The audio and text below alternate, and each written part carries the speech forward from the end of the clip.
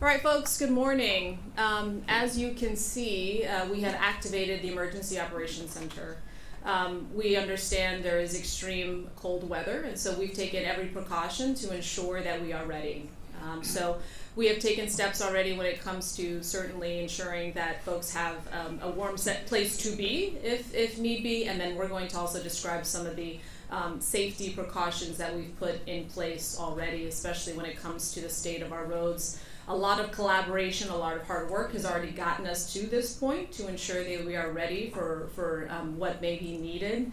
The situation for folks that are watching the weather forecast has already changed, and so it is escalated even to what we thought it would be 24 hours ago. So we are prepared. Wanted to again reassure the community of the work that's been done, and then highlight the resources that are available for folks that may need a warm place to be. While we are doing this today, folks should know that there are already 6 resilience hubs available and open throughout the community. As well, we'll be utilizing our community centers, senior centers, and libraries as warming centers. So as you can see, it's a team effort. We've got certainly TxDOT, you can see some of the others, Public Works, our utilities, all of this working to ensure that we get through this extreme weather event as safely as possible. Let me say though, that will require San Antonio, our neighbors, everybody, we've got to be smart, right? We've got to be smart. So there are some important resources that folks need to be following along with. sa.gov/cold weather. Certainly be monitoring the news. The utilities are also going to be pushing out updates if there are any changes to the state of our infrastructure. And then of course 311 is going to be a resource for folks that need help in any form or fashion. Again, my thanks already to the folks that have done hard work. Some of the roads in our community have already been treated. There's already been precautionary steps taken by our utilities as well to ensure that we are ready. I'm going to turn it over here to City Manager Eric Walsh. You'll hear from our utility, and then you also hear from TxDOT about the specific steps that they are taking. Okay, but first and foremost, the best thing that we can do for our community is to make sure that we're being smart. So let me encourage folks, if you don't need to travel, over the next kind of 48 hours, please minimize that. Not only to be able to ensure that our first responders can respond to issues in the community, but as you'll hear in particular from TxDOT, there's going to be work that is ongoing as they treat these roads, right? So if we can minimize any impact to their operations, which are there designed to keep us safe, we will be in the best situation possible. Okay, so now you hear from City Manager Eric Walsh about some of the coordination and some of the resources available in the city. Thank you, Mayor, and I want to thank everybody for coming out this morning, including our partners. So just to add a little bit more information to some of the details that the Mayor laid out. As of this morning, there are a number of places where individuals can go to be warm. We do have 6 resilience centers that opened up this morning. They'll be open up through noon Monday. They are Copernicus Community Center, Southside Lions Community Center, Miller's Pond, Normoil, Gilbert Garza Community Center, and lastly the Northeast Community Center. All of those resilience centers are available to the general public, and please utilize them if you feel like you're in a position where you need that additional help. They're there to be able to provide that assistance for you. And again, those facilities opened up this morning and will be open up through noon on Monday. If you need transportation to any of those locations, you can call 311, and 311 will coordinate free of charge transportation with VIA for you. The second area for folks that need to be brought in from the weather for our unhoused and vulnerable population, we have 2 centers that opened up this morning that are City, Bodie, and Tobin Community Centers. There are additional partners that we're working with, Corazon Ministries, Cub, the Catholic Worker House, and I'm going to have to put on my glasses, sorry, New Direction Church. Those partners are key 24 hours a day, 365 days a year, and in times like now, they're critical, and they additionally have opened up space for the unhoused. We have a capacity for just under 500 individuals that are in need of those services. Our outreach workers have began several days ago, the outreach, and will continue as we go through the weekend to be able to provide folks that assistance. Those facilities opened up at 8 a.m. this morning, and they'll be open up through noon on Tuesday. And then lastly, I want to reiterate VIA, and John Gary, thank you for being here this morning. VIA will be providing fare-free bus during the period. They're also providing, I want to reemphasize that if you need transportation to one of the resilience centers, call 311 and we'll coordinate with VIA to get you there through the TransLink free of charge. There are a number of department heads up here that are available, but I wanted to point out a couple of things. Jesus signs with the airport. Please, if you are scheduled to have a flight out of San Antonio, check with your airlines. There are a number of airlines that have already canceled flights out of San Antonio. That will likely continue over the weekend, so please make sure that you pay attention to any notifications made by the airlines. The airlines will ultimately make that call around cancellations.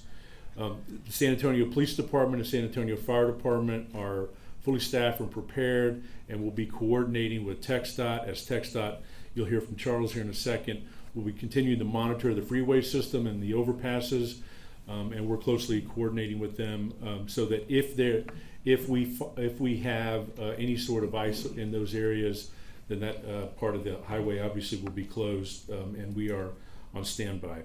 So with that high level, I'm going to turn it over to Rudy Garza to kind of give you an update from a CPS perspective, and then we'll hear from Charles Benavides with TxDOT. Rudy? Thank you, Eric, and thank you for your leadership, Mayor. I know there's always a lot of anxiety from going back to Winter Storm Uri on when events like this happen.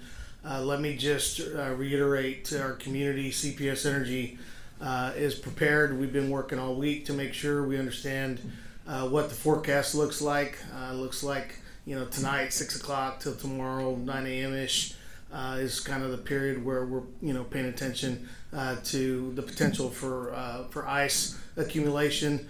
But our power plants are running. There's plenty of power in the ERCOT market, so plenty of generation to keep the lights on. If you have an outage, the likelihood is it will be a localized outage due to wind or something that caused it. Please don't assume it's a broader issue.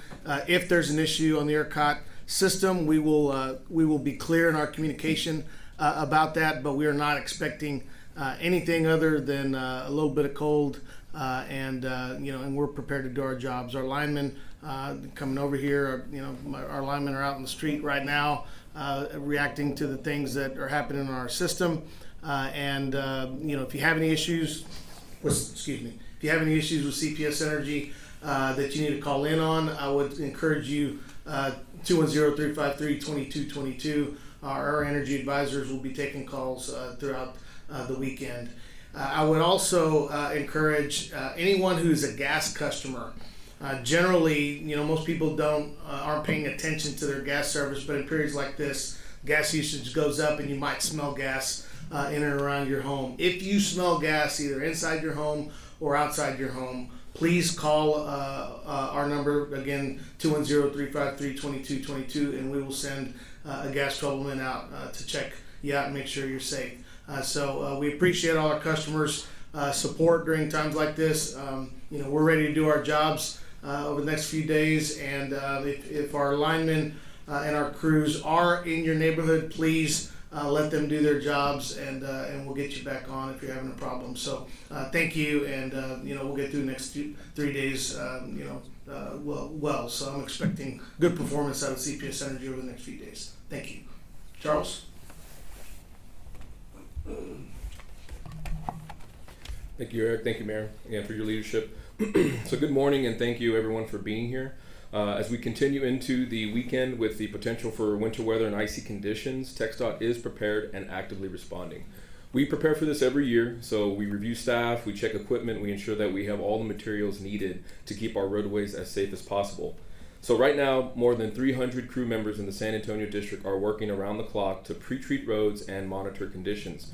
Their work is essential to keeping critical routes open and passable for emergency responders and essential workers who must be out during this severe weather. Pre-treatment operations began on Thursday and will continue throughout the weekend. At the start of this event, we had almost 800,000 gallons of brine on hand, and we will continue to produce more as needed. We work closely with other state agencies to track the forecast. When winter precipitation is expected, we apply brine. It's a saltwater mixture that helps prevent ice from bonding to the roadway, and brine can be applied days in advance or during the event, and our teams adjust their schedules if heavy rain could reduce its effectiveness. So our top priority is safety. We strongly encourage everyone to stay home and off the roads during severe weather. Conditions can change quickly, and even a small amount of ice can make roads extremely hazardous. So if travel is necessary, please drive slowly and use extra caution. If travel is unavoidable, please check drivetexas.org before you leave. The site provides real-time statewide road conditions to help you plan your route and avoid getting stranded. And if you do encounter long delays, be prepared with fuel, food, water, and blankets for emergencies, and always call 911. TxDOT will continue to work throughout the weekend to respond to conditions as they develop. We appreciate the public's patience and cooperation as we work to keep everyone safe. Thank you.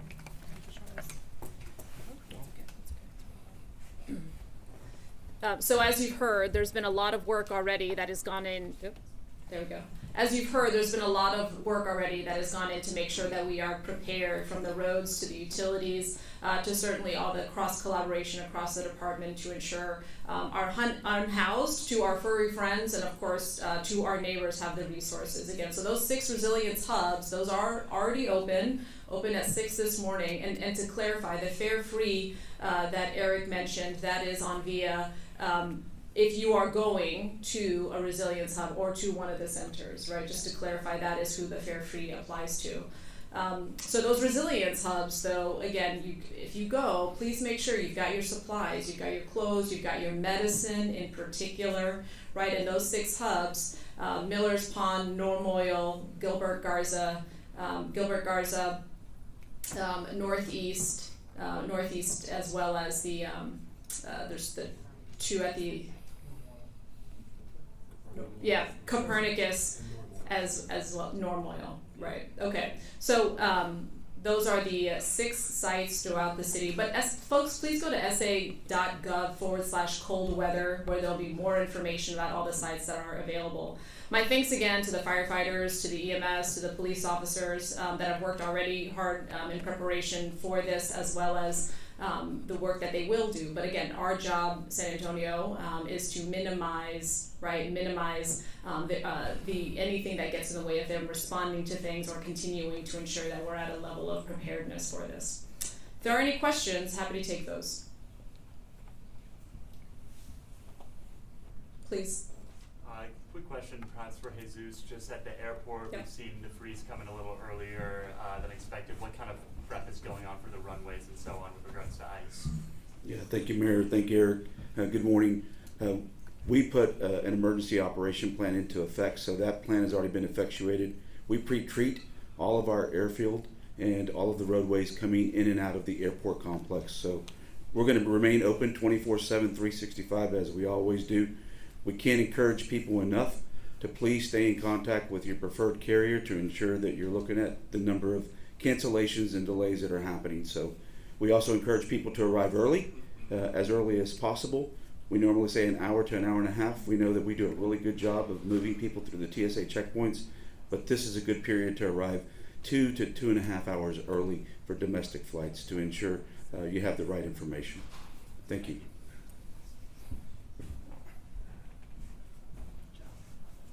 Sir. Fire Chief. Yep. What can people do to stay safe at home, space heaters and the such? Obviously, you have to use great care whenever you're using those kind of appliances. Should you have a power outage, I suggest that you not use stoves or wood-burning heaters inside, especially generators. We see that from time to time, so be very careful in that use. We've also had 2 fires related to space heaters, so use care and keep those approximately 3 feet away from anything flammable. Yeah. This is for Chief McManus. Are you able to say how many officers or units are right now making sure No, not exactly. We don't give those numbers out for security reasons, but we have every area that is liable to freeze over. We have that covered right now, and as soon as we understand that from observation and from the temperature, as soon as we understand those areas are going to freeze over, we're going to cut the traffic. But the advice is, if you don't need to be on the road, stay home.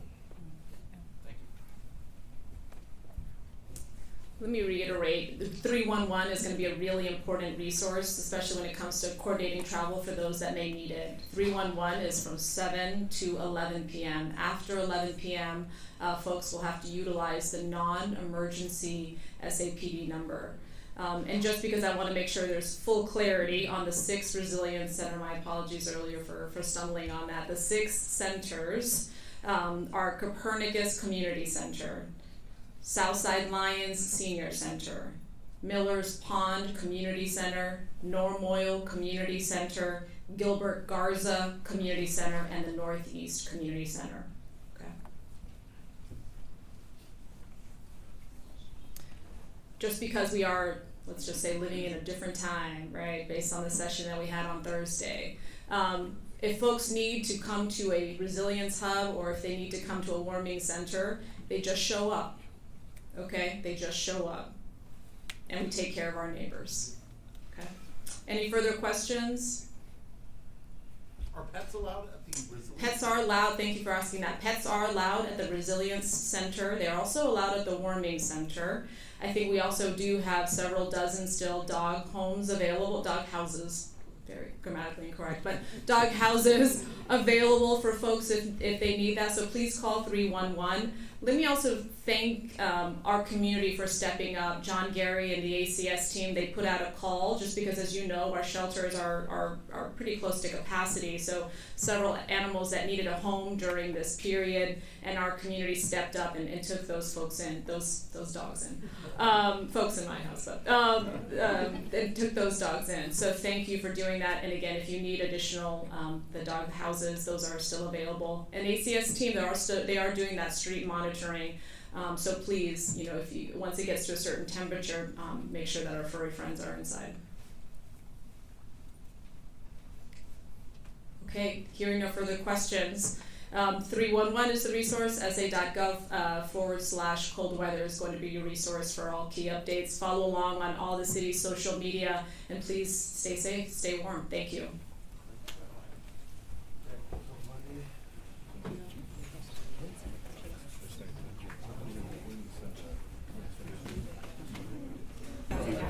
I think we'll be all right. How far north does your region have? Yeah, we always have some. So actually, I-10 is probably the one that we spend more time on because of the slopes. We actually treat all the roads over there, like not just the bridges.